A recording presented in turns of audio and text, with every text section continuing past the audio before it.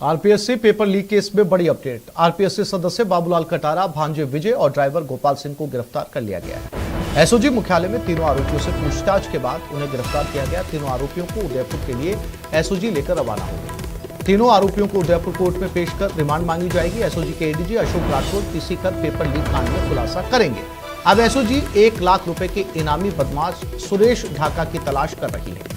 शेर सिंह मीणा से पूछताछ में तीनों आरोपियों के नाम का खुलासा हुआ था। एसओजी और एटीएस की टीमों ने अजमेर और डूंगरपुर में छापेमारी की थी। आरपीएससी सदस्य बाबूलाल कटारा, ड्राइवर गोपाल सिंह को अजमेर से पकड़ा गया था। बाबूलाल के भांजे विजय सिंह को एटीएस टीम डूंगरपुर से पकड़कर जयपुर लाई।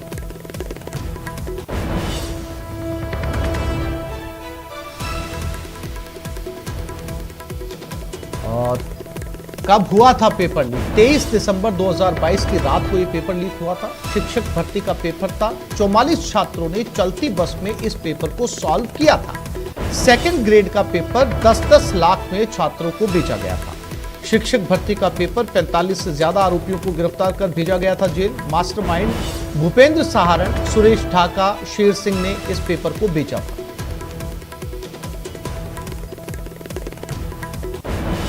और इसी खबर पर हमारे साथ उदयपुर से कपिल शिमाली जुड़ गए हैं और जयपुर से हमारे साथ विष्णु शर्मा मौजूद है। सबसे पहले विष्णु से अपडेट ले लेते हैं। विष्णु, आज उम्मीद ये की जा रही है कि जो प्रेस कॉन्फ्रेंस होने जा रही है उसमें बड़ा खुलासा हो सकता है, उन मास्टरमाइंड के नाम सामने आ सकते हैं जो इस पेपर लीक के अंदर सबसे बड़ी भूमिका में थे। विष्णु,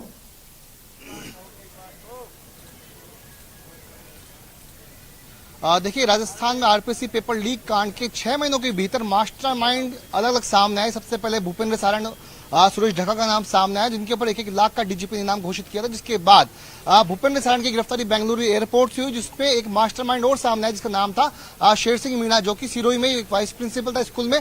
और शेर सिंह मीणा को जब उड़ीसा से एसओजी की टीम ने गिरफ्तार किया, उसके बाद एक नाम सामने आया बाबूलाल कटारा, जो कि कोई और नहीं, आरपीएससी का एक मेंबर था, जो कि सरकार के द्वारा ही, यानी राज्यपाल के द्वारा नियुक्त उसमें किया गया था।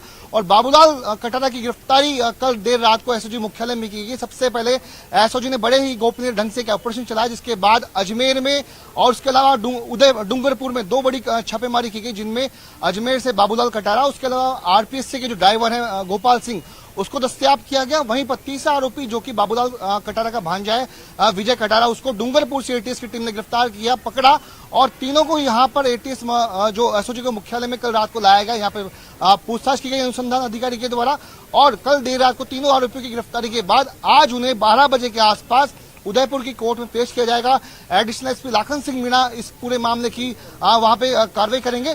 और वहीं मैं आपको बताऊं कि जब दोपहर 12:30 बजे एडीजी अशोक राठौर इस पूरे मामले का खुलासा करेंगे तो बताएंगे कि अब तक की पड़ताल में सामने क्या आया, यानी कि गोपाल जो बाबूलाल कटारा है, जो कि आरपीएससी के मेंबर है, उनकी शेर सिंह मीणा से, जो कि एक मास्टरमाइंड था, 1 लाख रुपए का इनामी था, उसके साथ उनके संपर्क कैसे हुआ और इस पूरे मामले में दलाली की भूमिका जो निभाने वाले कौन है, यानी कि बाबूलाल कटारा का भांजा विजय कटारा, उसके अलावा ड्राइवर की क्या भूमिका इसमें थी, इस पूरे मामले की जो पड़ताल जो पढ़ते हैं वो आज एडीजी अशोक राठौर उजागर करने वाले। करीब 1.5-2 घंटे का वक्त इसमें बचा है। वहीं पर इस 2 घंटे के दौरान सबसे पहले जो तीनों आरोपी है उनको उदयपुर में कोर्ट में पेश हो जाएगी और संभवतया एसओजी की टीम आज इन तीनों आरोपियों को करीब 4 से 5 दिन का रिमांड मांगेगी ताकि उनसे गहनता से पूछताछ की जाए।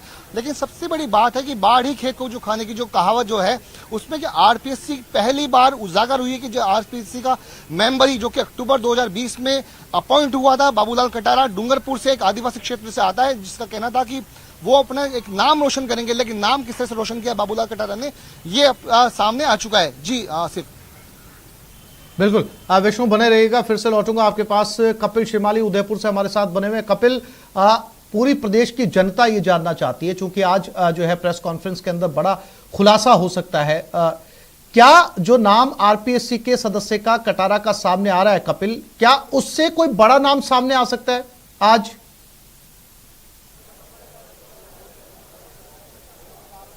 बिल्कुल, देखिए, निश्चित तौर पर बड़ी कड़ी के रूप में जो बाबूलाल कटारा है वो सामने आए हैं, लेकिन ये माना जा रहा है कि जब बाबूलाल कटारा से पूछताछ होगी, क्योंकि अभी कुछ देर बाद में बाबूलाल कटारा को इसी कोर्ट में जो है वो पेश किया जाएगा।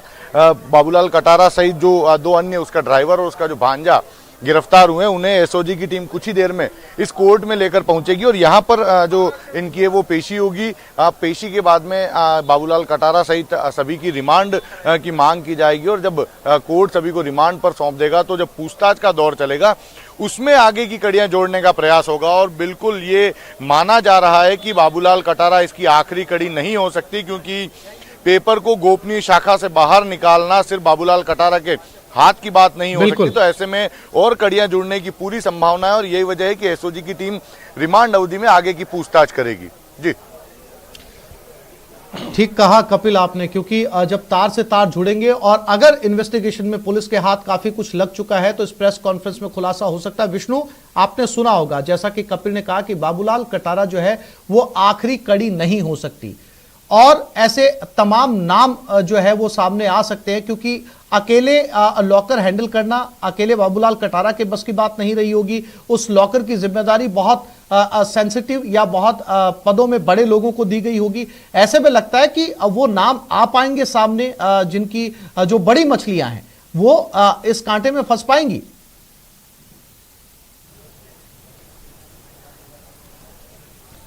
देखिए, बाबूलाल कटारा आखिरी कड़ी नहीं होंगे, बिल्कुल निश्चित रूप से आखिरी कड़ी नहीं होंगे, लेकिन बाबूलाल कटारा मुख्य कड़ी जरूर हैं। चूंकि आरपीएससी का मेंबर एक बहुत शक्तिशाली, एक बहुत अहम पद होता है, उसके ऊपर फिर आरपीएससी का चेयरमैन होता है और उसके अलावा बाबूलाल कटारा के अलावा 3 और आरपीएससी के मेंबर होते हैं। तो ऐसे में मुख्य कड़ी जरूर बाबूलाल कटारा को कहा जा सकता है। लेकिन अब इनसे पूछताछ में कई जो छोटी मोटी जो कड़ियां हैं जो कि आरपीएससी में मौजूद होंगे, वो प्रिंटिंग प्रेस से जुड़े हुए लोग हो सकते हैं, वो गोपनीय शाखा से जुड़े हुए वो वहां के कर्मचारी हो सकते हैं, वो और भी लोग हो सकते हैं। तो मुख्य कड़ी तो बिल्कुल एसओजी का दावा यही था, जो कल हमारे अधिकारियों से जो हमारे अनऑफिशियल जो हमारी बातचीत हुई उनका कहना था कि मुख्य कड़ी अब जो है वो पहुंच चुकी है। क्योंकि आरपीएससी का जो मेंबर है उसके जरिए ये जो पेपर था वो लीक हुआ था, वो पेपर बेचा गया था, कितने रुपए में बेचा गया था वो एसओजी अब रिमांड के दौरान पड़ताल करेगी। वहीं पर शेर सिंह मीणा, उसके अलावा बाबूलाल कटारा, इनके बीच में संपर्क कब से हुआ, किस तरीके से हुआ, उसमें क्या भूमिका निभाने वाले उसके भांजे विजय कटारा की भूमिका थी। क्योंकि एक बात सामने आ रही कि विजय कटारा बेरोजगार था और बाबूलाल कटारा ने ही विजय कटारा को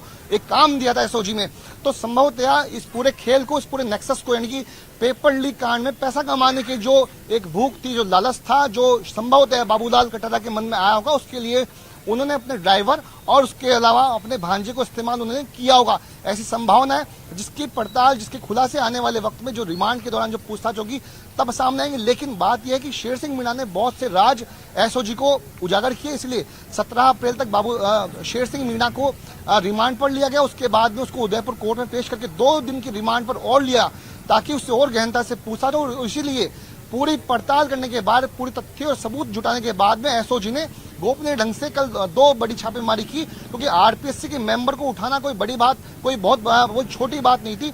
ऐसे में पूरे तथ्य और सबूत जुटाने के बाद ही बाबूलाल कटारा के हाथ मारा गया और एसओजी ने कल उनको दस्तयाब किया और कल गिरफ्तारी की गई। तो रिमांड ये पहला मौका है राजस्थान में जबकि आरपीएससी का मेंबर ही इस पूरे पेपर लीक कांड में गिरफ्तार हुआ। चूंकि अब तक बात यही कही जाती थी कि छोटी मोटी मछलियां पेपर लीक केसों में, क्योंकि राजस्थान में पेपर लीक होना कोई नई बात नहीं, कोई बड़ा काम नहीं, चूंकि लगातार पेपर लीक होते ही आए हैं। लेकिन अब तक छोटी छोटी कड़ियां हमेशा पकड़ में आती थी, लेकिन पहली बार ऐसा मौका है कि आरपीएससी का मेंबर ही इस पूरे, यानी बाढ़ को जो खेत को खाने वाली बाढ़ ही निकली।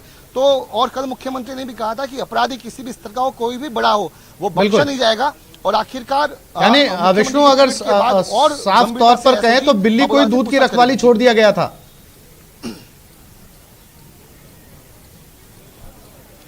जी बिल्कुल, देखिए, बिल्ली को दूध की रखवाली छोड़ दिया गया था। लेकिन जब अक्टूबर 2020 में एक आरपीएससी की 4 मेंबरों की जब घोषणा हुई, जब उनकी नियुक्तियां हुई, इनमें बाबूलाल कटारा भी शामिल थे। चूंकि कहा जाता है कि डूंगरपुर में जब आदिवासी क्षेत्रों में जब वहां पर एक हिंसक जब प्रदर्शन हुआ था तो बाबूलाल कटारा का काफी अहम भूमिका उसमें शामिल थी। तो ऐसे में वो सरकार के नजदीक आए, अपना विश्वास जताया और वहीं पर वे सांख्यिकी डिपार्टमेंट में डायरेक्टर के पद पर भी थे।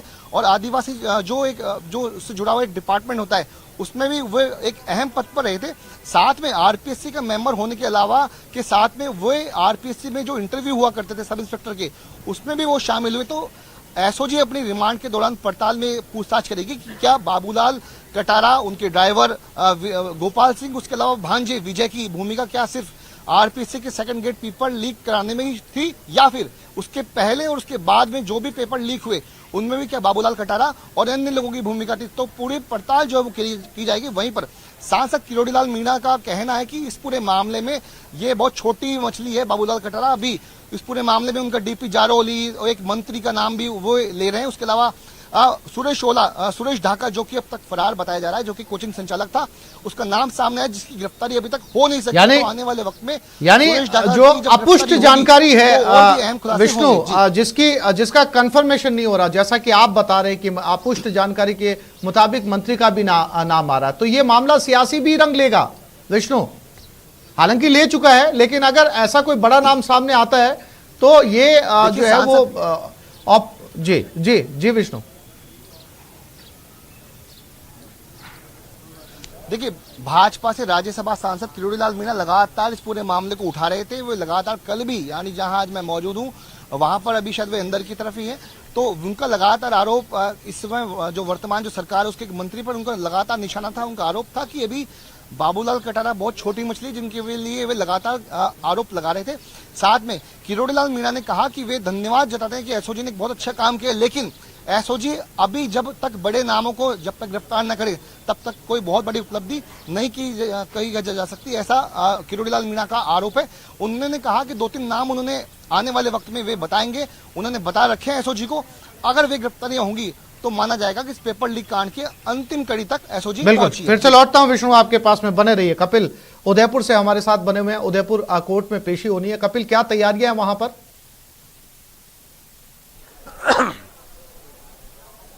देखिए, कुछ ही देर में जो बाबूलाल कटारा और जो 2 अन्य लोग हैं जिसमें उसका चालक और उसका भांजा शामिल है, लेकर आने वाले हैं कोर्ट परिसर में। सुरक्षा के मद्देनजर जाब्ता भी तैनात है और इसके अलावा एसओजी टीम के जो एडिशनल एसपी है वे लेकर बाबूलाल कटारा सहित तीनों को कुछ ही देर में पहुंचेंगे। पूरी तैयारियां हैं। जैसे ही कोर्ट परिसर में बाबूलाल कटारा को लेकर आया जाएगा, उसके ठीक बाद में जो एडीजे कोर्ट है उसके अंदर बाबूलाल कटारा को ले जाया जाएगा। और एसओजी जो है, जब बाबूलाल कटारा को कल रात को, क्योंकि जयपुर में गिरफ्तार किया गया, उसके पहले कल सुबह अलग अलग जगह 3 जगह दबिश देते हुए इन्हें डिटेन किया गया था और डिटेन करने के बाद में पूछताछ की गई और कल रात को इनकी गिरफ्तारी हुई। तो गिरफ्तारी के दौरान जो दस्तावेज तैयार किए गए, उन दस्तावेजों को कोर्ट के सामने पेश करते हुए जो शेर सिंह मीणा से जानकारियां सामने आई थी, उन जानकारियों को पेश करते हुए बाबूलाल कटारा से पूछताछ की जरूरत कोर्ट को बताई जाएगी और उसके आधार पर रिमांड अवधि की मांग की जाएगी।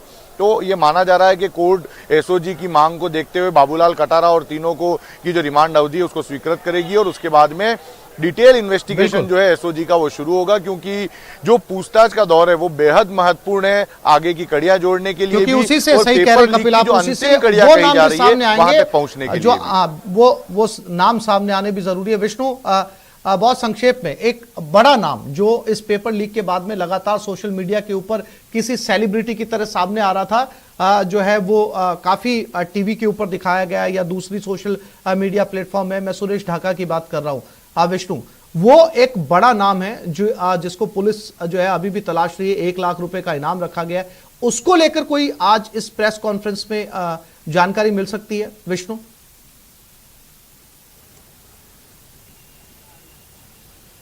देखिए, बिल्कुल सुरेश ढाका के बारे में आज प्रेस कॉन्फ्रेंस में कोई अहम सवाल यदि होंगे और करीब किए भी जाएंगे तो जरूर कोई अहम जानकारी सामने आएगी, क्योंकि सुरेश ढाका के बारे में अब तक कोई जानकारी हासिल नहीं हो सकी। जब भूपेंद्र सारण की बेंगलुरु एयरपोर्ट से जब गिरफ्तारी हुई थी तब सबसे पहले यही माना जा रहा था कि अब भूपेंद्र सारण के बाद पक्का जो है सुरेश ढाका जो कि कोचिंग संचालक था, 1 लाख रुपए का इनामी है और जो फरार चल रहा है, उसकी गिरफ्तारी जरूर होगी, जल्द ही होगी। लेकिन 2 से 3 महीने का वक्त बीत जाने के बावजूद भी अब तक जो सुरेश ढाका है वो गिरफ्त से दूर है। उसके अलावा शेर सिंह मीणा उसके पहले गिरफ्तार हो चुका है, उसके पहले आरपीएससी के मेंबर गिरफ्तार हो चुके हैं। तो ढाका का गिरफ्तार होगा, उसकी भूमिका उस पूरे मामले में क्या विष्णु नजर बनाए रखिएगा क्या कुछ रहता है इस प्रेस कॉन्फ्रेंस में। साथ ही कपिल और विष्णु, आप दोनों साथियों का बहुत शुक्रिया तमाम जानकारी देने के लिए। आगे बढ़ते हैं, राजधानी से बड़ी खबर, रामप्रसाद सुसाइड मामले में अपडेट। अब तक नहीं हो पाया शव का अंतिम संस्कार, मृतक रामप्रसाद के शव के साथ